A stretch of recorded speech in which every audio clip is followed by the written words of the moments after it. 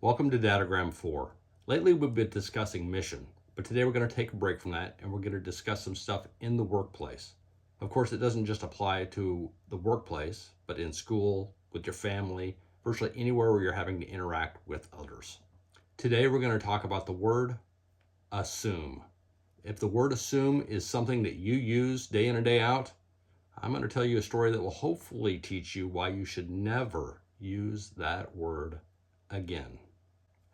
I'm Jason M. Garrett. I'm a retired Navy commander and pilot. I'm now an investor and an entrepreneur. I'm also a dad who in 2021 sent his oldest daughter 1,000 miles north to attend college. In an effort to reach out to her and continue to teach her those things that I thought were important, I wrote my very first datagram in the fall of 2021, and I've been writing them ever since. In my datagrams, I share our family's values and beliefs, often through the use of stories. They are for my family, but each of you are invited in as well, as I teach you how to overcome difficult challenges, how to succeed, and how to win. Today, in a world of instant gratification, and where we all need a dopamine hit within the first 3 seconds of watching a video, well, let me just tell you, I don't teach that way. Mankind has been sitting around the campfires for tens of thousands of years, hearing the stories of the great hunt. That's how we're entertained, and that's how we're educated. And wouldn't you know it, that's pretty much how I teach. I spent more than 28 years in the Navy and loved every minute of it, and one of my favorite parts of the Navy were the sea stories. I love to hear from the old timers with more experience than me tell their stories of action and adventure. From them, not only was I entertained, but I also learned from them useful things that I could use in my own life. And I think that's part of what has led to my success. So I'm going to tell you a story. A simple story from 1990 when I was just 18 years old and I had just started at a new job. Now, the place that I was working at was something of a plastics factory. They didn't make the plastics, but they made things out of plastics. And it was a very, very, very dusty and dirty environment to work in. We always had to have face masks on almost any time we were working. And one of the first things my new employer asked me to do was sweep every bit of the floor throughout the entire building. Now, it was a tin building that had about 5 or 6 rooms all in one long line, and there was a hallway where you could see all the way down if you were standing in the right place through all of these rooms. And so I started with room 1. And I was surprised as I went from room to room how much thicker the dust went as we got into the places where they were grinding and buffing a lot of these pieces of plastic that they were building. So it started out pretty easy. In room 1, I took my broom and swept it out. Then I got to room 2, and I was sweeping along when I ran across something on the floor.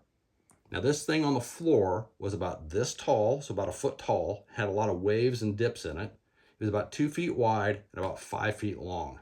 It was right there on the floor, covered in about half an inch of dust. Now, I was supposed to sweep the floor. I thought, well, this is pretty close to the floor. I'll just sweep it too. And I can remember to this day, I took the broom and I was moving it down, down, down as I was getting ready to touch it to this thing on the ground that I was going to sweep. Every single alarm bell in my being was going off, and that little voice was saying, do not do this, do not do this, do not do this. And you know what I did? That's right, I did it anyway. I put the broom to it, went all the way down the entire 5 feet of it, and I only put a dent in the dust. I could see something black and shiny under certain streak marks. Couldn't figure out what it was, so I turned my brush and I kind of went the other way and kept going. And I could reveal a little bit more of the black surface underneath it, but I couldn't figure out what it was. But what I did note pretty quickly was that as I pulled the dust off of it, it looked uglier than it was before. It had a nice even coat of dust on it. I should have just left it alone, but I couldn't stop myself. So I gave it a couple more swipes and realized I was gonna have to figure out a different way to clean this object off. Broom wasn't gonna get it, so I continued on, sweeping and sweeping. I went to the 3rd room. I went to the 4th room. And about the time I was halfway through the 5th room, I could hear a scream from down the hall. And I already knew exactly where that scream had come from. It had come from the area where that black thing was laying on the ground that I had swept. So I leaned out into the hallway and I looked all the way down, and there was an employee running right at me. He says, "The boss wants to see you right now." I'm a new kid at this job. I was just trying to do a good job. But already I just wanted to put my broom down and walk out. I knew they were mad about something I had done, but I couldn't imagine for the life of me what it was. I put my broom down. I didn't take it with me. Why would I want to take it with me? Apparently, it was the weapon I used, and I don't want to bring it with me. So I walked on, and not only was the boss standing there and that employee standing there, virtually everybody who worked at the place was standing there looking down at this black thing I had swept over, and they were all in total shock and disbelief. Strangest thing I'd ever seen. The boss turns to me, the owner of the whole place, right? And this place, by the way, didn't just build plastic things. It was high-end art that was being sold in New York City, okay? So that gives you some context. The boss turns to me, and his eyes are all bugged out. He's angry, and he says, "Did you do this?" What am I going to do? Lie and say, "No, that wasn't me"? Of course it was me. I'm the one sweeping this place. I said, "Yes." Honesty is always the best policy. So I fessed up to it. Yes, I did that. Why? And then I said the following words. I said, it was on the floor, it was dusty, and I assumed that you, and that's as far as I got. When I said the word assume, it was like I lit that guy up with 440 volts of electricity. He shook back like this, his eyes bulged out, and it said, "Assume!" I had never seen anything like it. The whole group that was standing around it all just kind of vanished. They just disappeared all of a sudden. They just left. I guess that they'd heard enough and they didn't want to hear any more. The boss grabs me and he takes me to his office and he tries to calm down. And then he pulls out a piece of paper. Now, back in the days, this wasn't where everybody had printer paper and you just reached into your printer and pulled it out. Back in this day, 1990, he had an old dot matrix printer, which had paper that was all perforated, but it was long, long, long lines of it. And whenever you print it out, you just tear it off. But usually you would save it because the other side of it was blank and you use that as scratch paper. We didn't have yellow stickies and all these things you guys have nowadays. So he reached into this bin of old used paper. He pulled out an empty sheet or a blank sheet and he laid it down and he goes, "Let me show you something." And on the paper, he wrote the following letters: ASSUME. And then he looks at me and says, "What does this spell?" And I said, "Assume." He goes, "Let that be the last time you ever say that word. Let me show you something about this word." And he took his pen and with 2 lines, he drew right down the middle of this word, splitting the S and the U, splitting the U and the M, just like on this slide that I just showed you. And he says, whenever you think about assuming, remember this. It's a phrase, okay? If you assume, you make an ass out of you and me. He says, never, never assume anything. If you don't have all the information you need to make a right and smart decision, you come and ask for the information. You ask for clarification. You ask, but never assume. And I'm thinking, what's the big deal here? It's just the word assume. I don't understand. And then he revealed to me that the thing that I had just swept off was actually a very high-end sculpture that had been buffed to a high sheen. It was actually being protected by that layer of dust. And it was supposed to be in an art show in the next week. At the time, remember $1990, the thing was worth well over $8,000, probably more like $20,000 nowadays. And it had been buffed to a high polished sheen, and that was part of what they were trying to show off at this art show, was how they could do that. And I had put micro scratches all over the surface of this thing by making the wrong assumption that he wanted it swept off. So it was going to require teams of people in that office or in that workspace to be polishing that thing for the next several days in hopes of even being able to get it to be able to be shown at the exhibit now.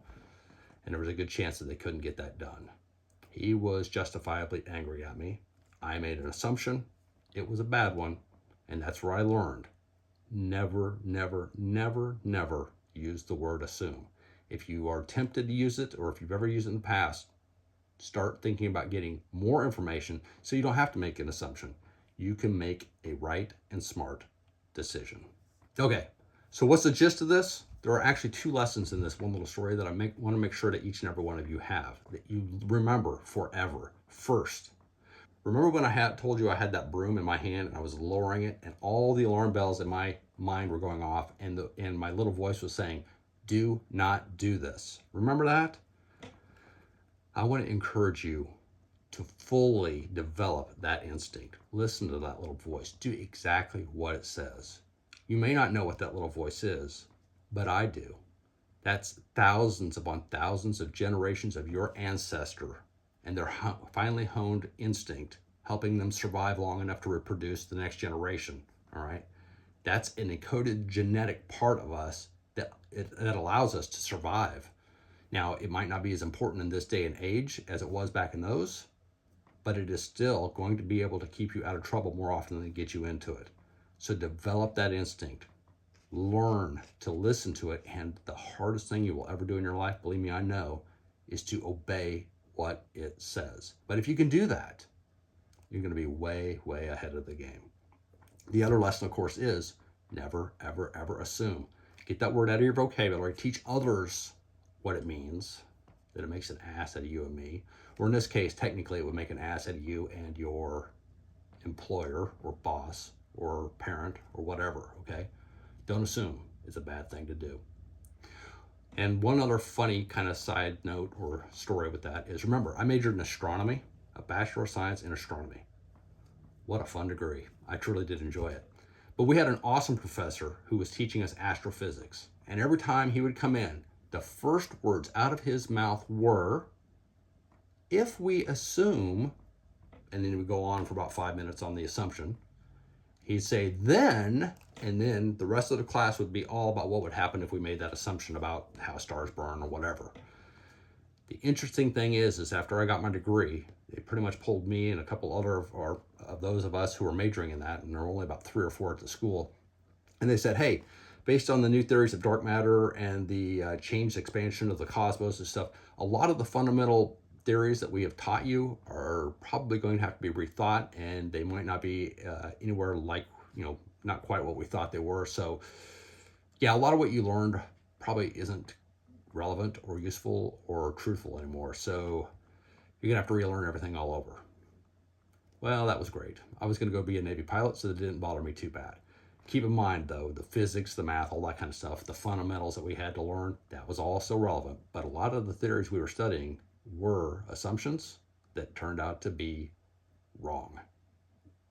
All right, so that's it for this fun-filled datagram. I'm not going to leave you with any cool quotes today, but what I would like for you to do is this.